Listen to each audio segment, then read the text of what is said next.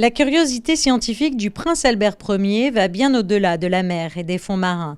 Si l'océanographie était sa grande passion, l'anthropologie et la préhistoire le fascinaient depuis son plus jeune âge.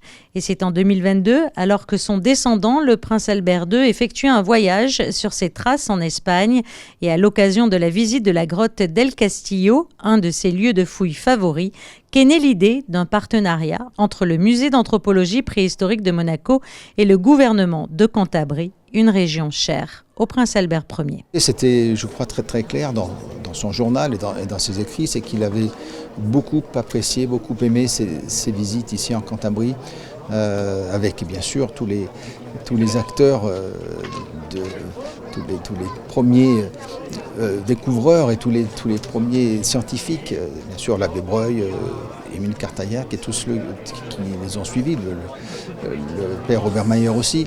Et donc il avait vraiment trouvé une richesse incroyable non seulement dans tout ce qu'il pouvait trouver, dans toutes les grottes ici en Cantabrie et celles qu'il a pu visiter, mais aussi il était fasciné par ces premiers éléments d'art rupestre.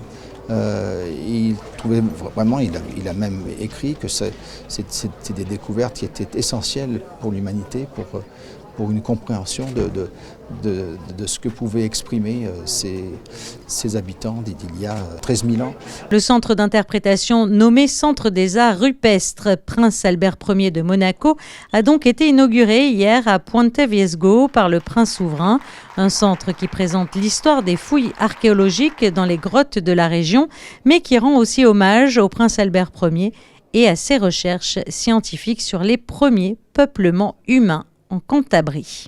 Je pense que depuis 1902, le prince de Monaco, qui a connu Breuil et ses recherches, a commencé à aider, à financer tous ces travaux. Et donc, dans les premières 10 ans du XXe siècle, et avec la soutenance du prince Albert Ier de Monaco, la recherche a démarré, mais a démarré d'une manière très puissante. Et donc, une bonne partie des sites ornés du paléolithique les plus importants de la région Cantabrie ont été découverts dans ces premières 10 ans, 14 ans du XXe siècle et grâce au financement d'Albert Ier de Monaco. Et donc, le rôle a été complètement fondamental. Et c'est après avoir découvert l'exposition permanente du centre et celle dédiée au prince Albert Ier que le prince souverain a signé la convention liant le musée d'anthropologie préhistorique de Monaco au gouvernement de Cantabrie. Un partenariat qui favorisera la coopération scientifique et culturelle dans le domaine de la préhistoire. Pour le musée d'anthropologie préhistorique de Monaco, c'est un honneur parce que ce sont des sites de référence en préhistoire. Évidemment, c'est le site espagnol, la région de Cantabrie.